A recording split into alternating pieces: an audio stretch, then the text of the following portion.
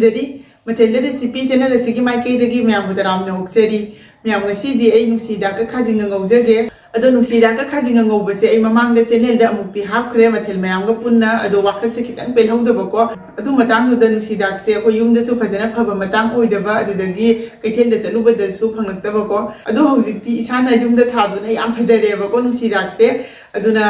mayam ngasi ai isana pamjamungda masal suna haplaga phajana umtang ngawjerage mayam video se skip tawdana loiba phawa mideng tabiu ahan badang asigi nusidak khajing kangau se ngaunaba nusidak se hana hipirage ado handakti nusidak se yam su phajareba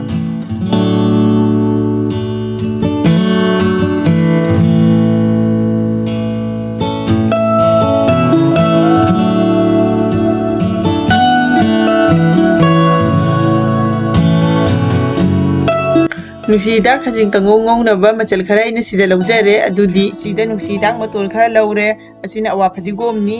aduga asina phadigom khara laujare aduga tilhaw ama laure asida khajing angau khara laure asina hawai matar akang bado tingthokpane ba nungthang de ising de tingsala thanambani hojiga sida desi alu macha do khara laubire tangkai khaidok pire asmaina nusida khajing ngobada sugumba alu macha hapase yam hawbune ba asida sanam lejare sanam se marakta muktang sangna kapibani hoji gas ta khang ama thangale khang cha sare thaw hapirani hoji ahan beda sanam se ana hapchan birani tilo hapirani jena hapchan birani hoji gasi phajana otpirani hoji gasida alu tangkai soiraga thambado asi hapchan birani matara kang bating thokpado adusu hapchan birani hojik asi phajana ngahaktang otpirani phajana ola matungda mai se low flame na thambirani aduga makhum kupsinduna ngahak minute 5 muk thambigani hojik minute 5 muk phare makhum se hangdokpirani aduga phajana amuktang otpirani adu mai se low flame na thambani na kadi ka sande hojik matar se mullaba yenge ado matar se mulle asmaina ko akhogi matar se tingthoga putta bido direct ngobase asi su horenne nusida ka punna chaba matamda mathak se kalap kalap tawraga yamna oinamba mahaw malakpane ba ko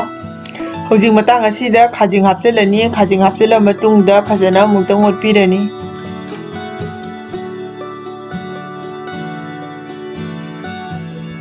phajana ola matungda hojik nusidang maton se hapsan birani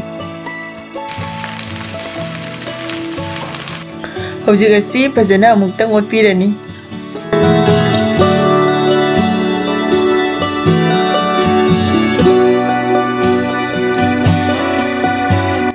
hojik yang mapon amatang hapirani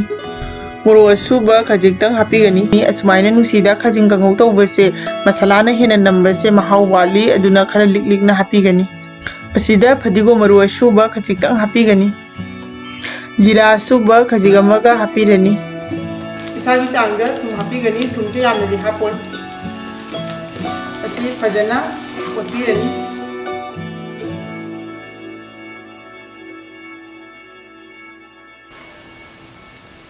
asida awa phadigom hapchan birani awa phadigom asoi bado hojik asi asumaina du minute 3-5 mu otpi duna yai boy kari boy adum ngobigani khara marai munchanna ba karingma khara marai munchanna ngauba taragadi horen chaba matamda oinamna mahaw leigani ba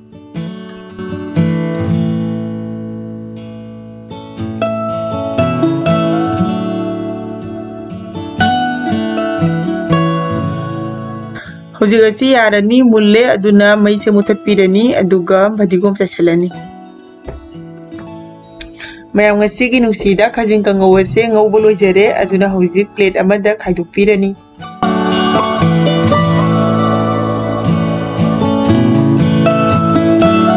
mayam asiri ngasi gi nusida ka khajing ngaubo gi mathel ase adu mayam na video ase nungairagadi soidana like share comment tawba kaubiganu aduga channel asida nobo oiragana soidana subscribe tawbiramu aduga mayam ne semaningba nobo mathel leiragasu adum comment box ta haibirau ai makha taba video singda soidana adum semjage adu ngasi gi wenadi video ase matang asida loisinjarage mathangi video da mukhana thengnarasi bye bye